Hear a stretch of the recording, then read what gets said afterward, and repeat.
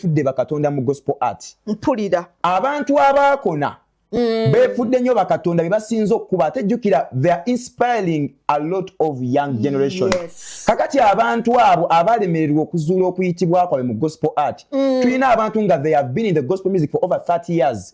Naye nga oba oli awo baawulira bubi nga balina okudde babuze omwoyo omutukuvu. What is my calling like? Nga abamu bali mu kuyimba naye nga kituufu ddala omuntu omu yandibadde akwata nsaba ya pastor Bugembe asabumitinge nga okwe kuli okuyitibwa kwe. Satambudde nansawo. Omu nga kituufu ddala alina kuba dansa. Naye nga ali wano atumenya na I'll give an example. Mpulira. Dawudi yasunanga entongoli kabaka n'akola ki?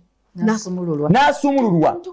Kakati tulina abantu mu gospel industry right now nga bayimba naye ng'ennyimba ze bayimba balina kuba nga balina ministry endala mu gospel gye batambuza. Kituufu. Abantu abo bajjira mu weevu yali nga media TVs ntono radio ntono ne bafuna audience because tetwalina option, we had to embrace what they had.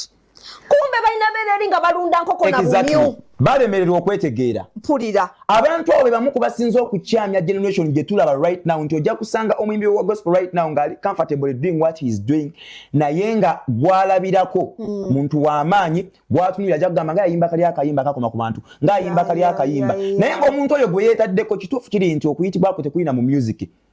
Download the Salt Media app from the Google Play Store and the Apple App Store.